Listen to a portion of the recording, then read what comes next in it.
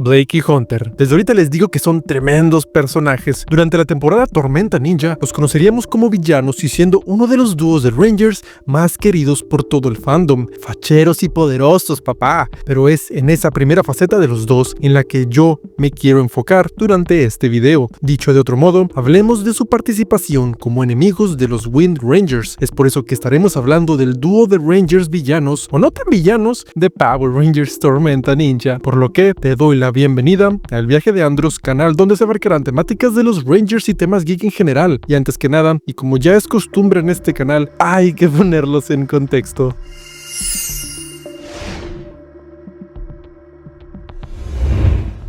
Antes de empezar, debo dejar en claro que en este video únicamente estaremos hablando de la participación de los Thunder Rangers dentro de su arco de villanos. Y bueno, esto es un arco compuesto por 3 capítulos, siendo el 5, 6 y 7 respectivamente, aunque su primera aparición como tal haya sido al final del segundo capítulo, y es por esto mismo que podemos denominar su presentación como una trilogía. Dentro de esta trilogía de los Thunder Rangers aparecerían como aquellos vengadores los cuales tienen una sed de cobrarse lo que la academia antagonista, siendo en este caso la Academia Wind Ninja, les hicieron. Estos buscan de alguna manera el vengar a sus padres, pero claramente estos estarían siendo marionetas del villano en turno, es decir, Lothor. En sus apariciones dentro de la base de villanos, estos son mostrados como unos Rangers algo relajados y no como el típico elemento terrorífico o sádico como lo pueden llegar a ser otros personajes dentro de estas temporadas ajenas a esta. Si bien su participación dentro de la guarida del mal en ocasiones llega a tener elementos graciosos, como cuando ambos interactúan con Sergei, se deja en claro narrativamente que estos son seres de peligro y que obviamente los Rangers tendrían dificultades en derrotarlos. Esto pudiéramos compararlo con el arco de los Psycho Rangers en la temporada In Space, pero los Thunder Rangers llegan a ser en parte mucho más simpáticos que los villanos antes mencionados. Del mismo modo, no son expuestos como unos seres tan atrevidos o sanguinarios, pero sí como unos seres extremadamente poderosos, algo que quizá tenga que ver con el cómo se utiliza la Morphing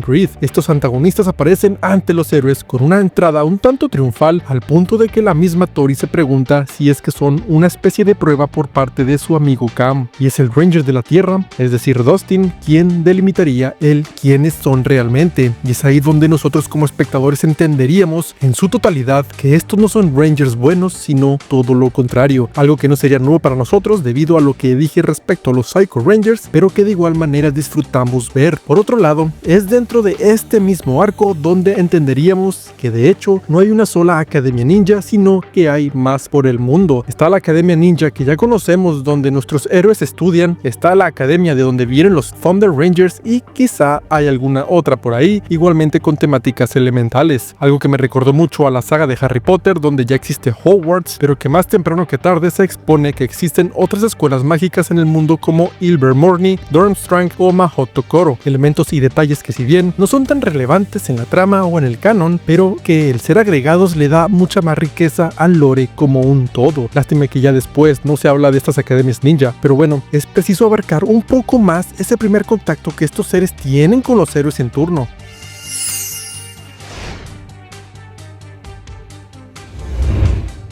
Su primera aparición como tal se hace al final del capítulo número 2 de la temporada, como ya mencionábamos, pero si hablamos de su primera aparición ante los héroes, entonces es el capítulo número 5, el Navy Thunder Ranger y el Crimson Thunder Ranger, o traducidos al español, azul marino y rojo carmesí, aparecen ante Shane, Tori y Dustin como otro tipo de enemigo y no siendo el típico villano episódico con forma extraña. Y es que cada vez que se revela un villano y este es un Ranger, es porque la cosa se va a poner seria. Esto es algo que ya pudimos ver anteriormente en temporadas como lo fueron In Space, como lo son los Psycho Rangers que ya decíamos, o como el Titanium Ranger de Lightspeed Rescue. La diferencia con los Rangers del Trueno es que en una primera instancia sí aparecerían como villanos, pero conforme el arco continúa y vamos conociendo más de ellos, nos iríamos percatando de que de hecho simplemente se ven obligados a actuar como lo hacen. Con esto me refiero a que estos Rangers no son como los Psycho, y eso lo podemos ver con sus diálogos y con sus motivaciones,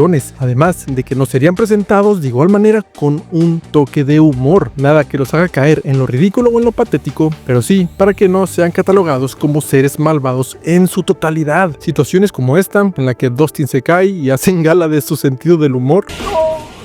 ¡No! ¡No te vayas a caer! o esta otra en la que hacen bromas con el mismo General Sergei sobre el cómo debería relajarse y vivir la vida. ¿Has considerado tomar una terapia antiinfamo? Por otro lado, también debemos tomar en cuenta el hecho de que ellos no están bajo una maldición como Merrick de Wild Force o poseídos como en el caso de Tommy de Mighty Morphin. Sus nombres son Blake y Hunter y hacen esto por venganza, o al menos es lo que ellos creen. No se habla mucho como tal de esto, pero los dos jóvenes son dos hermanos adoptivos que fueron adoptados. Esto explica el por qué se llaman entre sí hermanos, pero realmente no tienen un parecido. Que el que manda con San Pedro a sus padres es Lothor, el villano en turno, pero este mismo enemigo les hace creer que el culpable de este acto fue el mentor de los héroes, es decir, el Sensei Watanabe. Los hermanos, envueltos en rencor, sin pensarlo, se ponen del lado de Lothor para lograr concretar su venganza. Y bueno, esto los llevaría a actuar como ya sabemos que lo hicieron.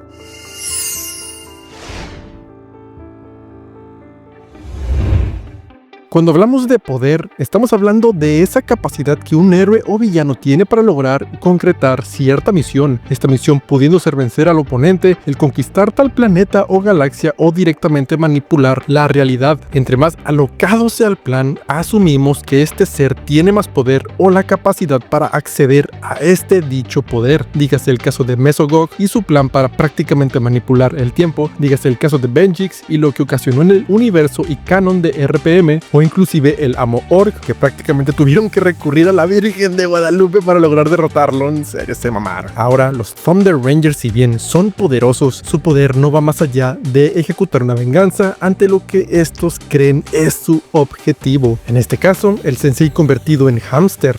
Dios, qué raro se sintió haber dicho eso. Y a lo que voy con todo esto es que estos no son seres superpoderosos sin límites los cuales lo quieren todo. De hecho, son personas buenas, pero que desde mi para nada humilde punto de vista están envueltos en rencor debido a lo antes mencionado. Durante sus enfrentamientos en contra de los Rangers, los Thunder les daban tremenda papeada a Shane, Dustin y Tori, pero si se ponen a pensar, ellos simplemente les daban tremenda chinga debido a que eran Rangers mejor entrenados y también debido al guión. Ellos no eran como otros Rangers malvados que tenían potenciadores. La arrastrada que les ponen a los protagonistas es por mérito propio. Desde que vi esta temporada, estos personajes siempre fueron de mis favoritos. Sobre todo, Hunter se me hacía tremendo líder, pero a lo que yo quiero llegar en este punto es que, si bien no son los Psycho Rangers, son unos seres extremadamente poderosos. Y quién sabe, pero algo me dice que la conexión con la Morphing Grid es algo parecido a la fuerza de Star Wars. Uno puede canalizarla a partir de lo bueno, pero también de lo malo. Y creo que hacer esto último te ayudaría a tener mucho más poder, pero claro que por un precio mucho más alto. Y estos dos Rangers, a pesar de haber sido entrenados en la misma academia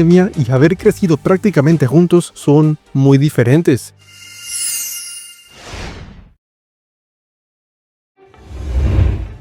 Dentro de esta dupla tenemos a Blake, que más allá de los memes que le hacen con lo del poder del amor, es un personaje que siempre se muestra con una fidelidad tremenda a su hermano. Mira que ni siquiera son hermanos de sangre, que como lo sé, pues no estás viendo, güey. Este fue presentado durante la trilogía de capítulos como aquel que sí, se nota mucho que está bien enculado de Tori, algo totalmente entendible, pero que a pesar de eso, mi compadre le sigue siendo fiel a su hermano. Inclusive, no se ven momentos en los que haya dudado durante sus batallas con los protagonistas. Cuando no estaban utilizando los trajes de Rangers, si ponen atención, Hunter siempre se mostraba más alejado y poniendo límites con los héroes. Blake, por otro lado, era más amigable en comparativa con el Ranger carmesí, pero bueno, al final del día él también buscaba vengar a sus padres. De hecho, hay momentos en los que estos personajes se sienten totalmente preocupados por Shane, Tori y Dustin, sobre todo el Ranger azul marino, pero cuando llega el momento de pelear, cambian por completo su actitud. Tal vez esto tenga que ver en parte con el uso del metraje de Hurricaneer, pero es algo que hasta con los mismos diálogos se nota, algo de lo que ya hablamos en capítulos anteriores. Si ponemos atención, en el primer enfrentamiento que tienen, es muy evidente el cómo estos fingen sus voces para hacerlas sonar graves al mero estilo de Batman. Hagámoslo. ¡Adiós, Rangers! Y si el video te está gustando, te invito a que dejes tu like y te suscribas.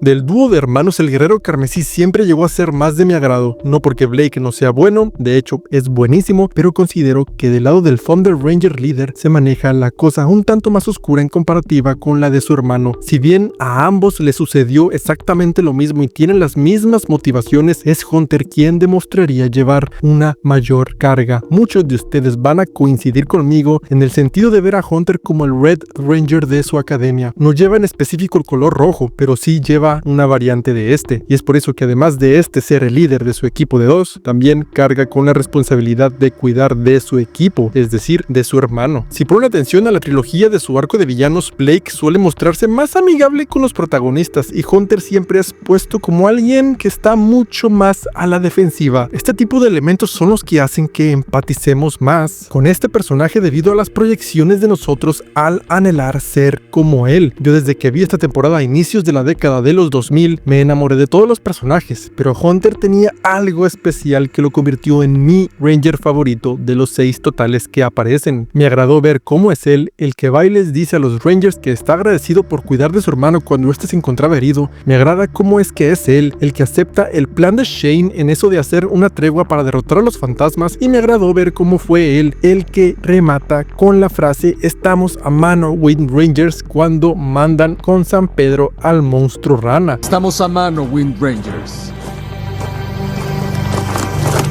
Son pequeños detalles que suman bastante a la trama y que realmente se agradecen. Se toman la molestia de darle algo de profundidad a un personaje en esta franquicia, una franquicia que, bueno, no suele hacer tanto enfoque en el porqué de sus héroes y villanos. Considero que esto no es un pecado como tal, pero sí suele ser muy limitante a la hora de hacer que el espectador se identifique con un personaje. O díganme, ¿cuántos de ustedes se identifican con alguno de los Alien Rangers? Nadie, papá, nadie. Andros, yo sí. Nadie, dije. Y es que el Ranger Carmesí, así como el Ranger Azul Marino, tienen algo que otros no llegan a tener cuando se habla de Rangers corrompidos. Ellos tienen honor. Hablemos un poco de esto.